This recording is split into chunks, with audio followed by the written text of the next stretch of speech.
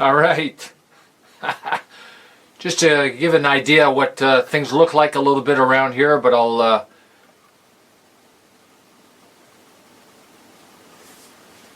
what happened there? What happened there?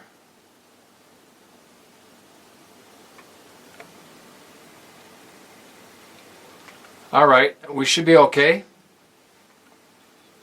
We should be okay.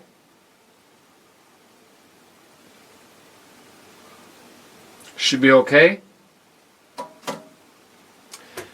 All right, so before we get started here, once again from Oshawa, Ontario, Canada, Durham region, Missionary Enterprises, and today we have the USA mug. Nothing in it, not fasting yet. So that's that for that. And this is a continuation of our live streams, videos for key Bible verses. Key Bible verses. Key Bible verses, meaning you need your Bibles, of course. That's a no-brainer. And I think I'm okay here. So today is, what's today? The 18th? March the 18th. March the 18th. Today's a Monday. And yes, Brother Weecliffe. Good morning. It's not morning. It's evening for you and it's afternoon for me. It's 2:27 p.m. here. So, our video number 2, it's number 2. It's part 2. Part 2. Video number 2. Part 2. We're doing a part 2 regarding Revelation 20, chapter 20, verse 12. We're doing a part 2. Yes, we are. And there's a reason for that. There is a reason for that. So let's read again from the New King James and the Amplified. Verse 12. And I saw the dead, great, small and great, standing before God, and books were opened, and another book was opened, which is the book of life, and the dead were judged according to their works by the things which were written in the books. In the books. All right? Amplified. I also saw the dead, great and small. They stood before the throne, and books were opened, and another book was opened, which is the book of life, and the dead were judged, sentenced by what they had done, their whole way of life, feelings and acting, their aims and endeavors in accordance with what was recorded in the books. So a lot of things we said on the first teaching, we're not going to cover that again. All right, you have to listen to the part 1. So what I wrote here these works that will be judged based upon what was written in God's books. Yeah, God has books. Are the works that were done upon the earth. Some good and not some so good. Yet some that were downright evil. Totally evil. And this reminds you of a little bit of 1 Corinthians 3. 13 to 15, don't have time to read. I'll be doing a teaching on this regarding the saints. All right? Because it says here, some of their works are going to be burned up, losing rewards. So obviously God did not approve of those works for the saints. Works of corruption will be a big part of this regarding CEOs, as well as judges, lawyers, politicians, leaders of nations, etc., that did things that were wrong yet were never discovered, or if they were discovered, they were never found to be guilty, but acquitted because of corrupt lawyers, corrupt judges, Yet once in the great white throne, all of these will be brought up to be dealt with great justice and righteousness. And I'm also reminded of Romans 13:3, etc., regarding the place of government towards evil. All right? Don't have time to get into that. These are things we'll look at down the road. I'm just mentioning that. You guys can look at it on your own spare time. And this goes for leaders in the military, law enforcement agencies not doing what they should have been doing. That's what Romans 13:3 is all about, basically. Yeah. God has to judge everything. We need to get that straight. God has to judge everything. Anything and everything that can be judged will be judged. All right?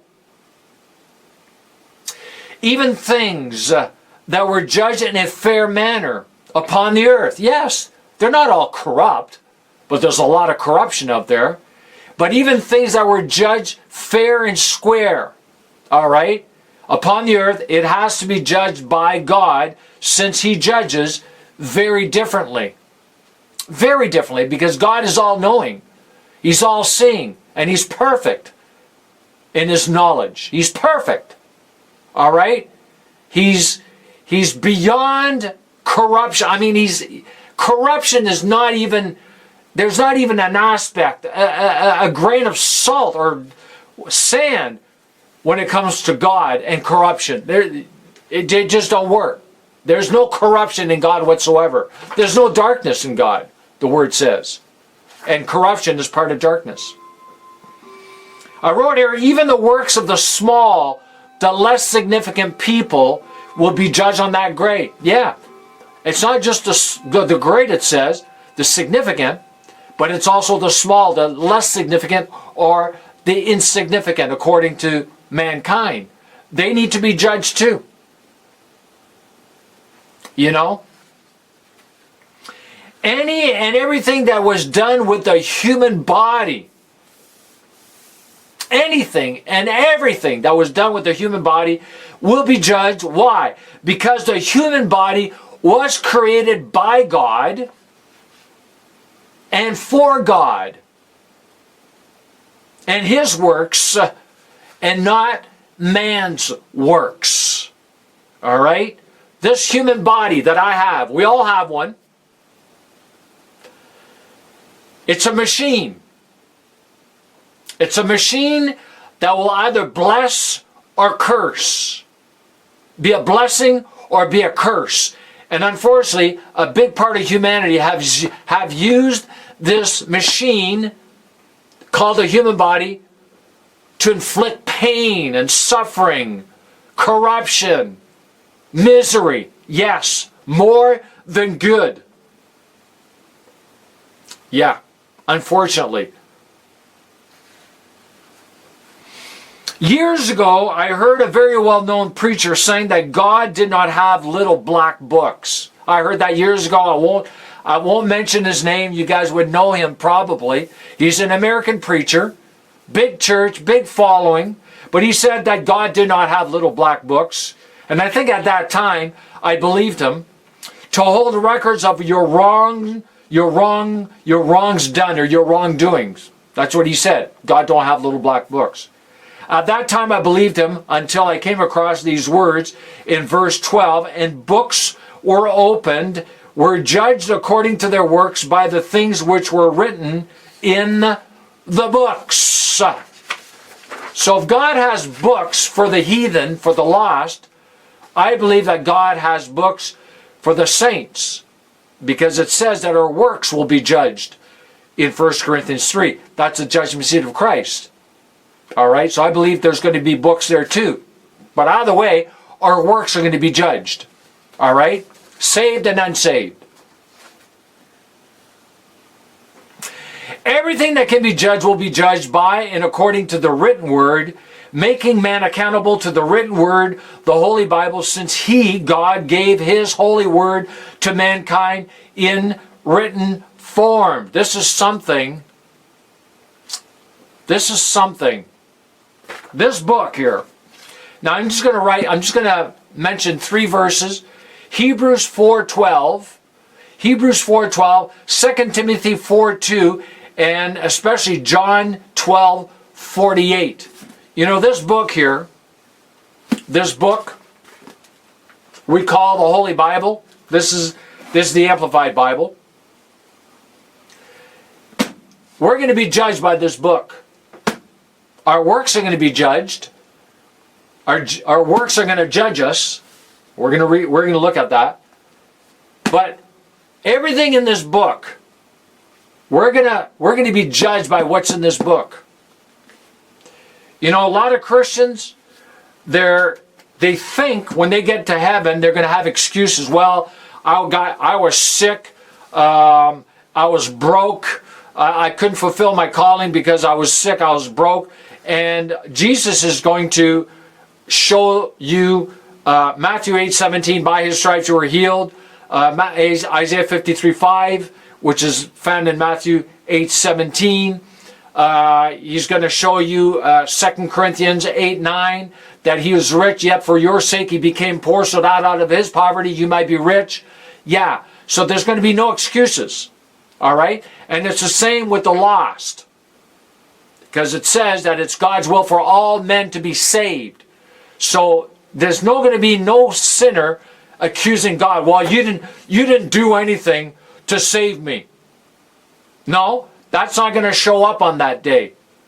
No, because God is going to show them that God so loved the world that he gave his only begotten Son, and so many other verses. Yeah, and what he's done for them positionally at the cross. Yeah. And how many times did they reject the gospel throughout their life? God's going to play all that for them. Yeah. So no one's squirming out of anything. All right? Nothing. All right? So I wrote here, very interesting when it says in verse 12 that the dead will be judged according to their own works which were written in the books, meaning God is not the one that will judge them, but their very own works. Which makes perfect sense, since you get to know someone by their works, by their fruit, by their actions, by their deeds. That's how you get to know a person. Or by the words they speak. Out of the abundance of the heart, the mouth speaks. Everything a person stands for shows up in what they do with their time, their money, their energy. All right? You can't hide that. Or you can only hide it for so long. All right? If you're a really good hypocrite. And there's some good ones out there. But eventually their colors show up. Their true colors. That's what we call it, right? So Jesus said it himself, that you will know them by their fruit. That's what he said. Matthew 7:16. As one example, when you come to my house, you will know immediately within a few seconds what I'm all about and what I live and stand for. Oh yeah. Even when it comes to law enforcement agencies, they need to prove you are guilty by finding proof of wrongdoing, also called evidence. As the old saying goes, the proof is in the pudding. Their works will be judged, and when their works are being judged, they will be judged as well based upon those specific works. And this is why God will have books with their works written down. Some works will be worse than others. And final thought here, final point, and I believe that one of the very first works or deed that will condemn the sinner is in their rejection of the gospel. That's what I said. Every time they heard the gospel, whether it's on television, radio, their neighbor, some co-worker, whatever, and they rejected it, whatever, they laughed at it, it's all going to show up on that day. It's all going to show up. So, anyhow, kind of doom and gloom message, but it's reality. And they're not all my verses are not going to be like that, but it's still in there. And we need to come, like I posted today, reality. It's going to catch up. One way or another, reality is going to catch up with all of us, especially in the judgment, the two judgments. So it's time to get ready now. It's time to get ready now. So anyhow, want to thank you once again. 15-minute mark. This is part 2, so it's like basically a half-hour teaching. I went over 15 minutes, I think, the first one. And I don't think I'll be making a part 2 out of this. So thank you once again and for watching, and need to be learning from these things. And so I encourage all of you to learn to walk in the fullness of your sonship by learning to walk in the fullness of the grace of God and of the faith of God, because it is faith that gives access to the grace of God. It is faith that gives access to the grace of God. Shalom and amen.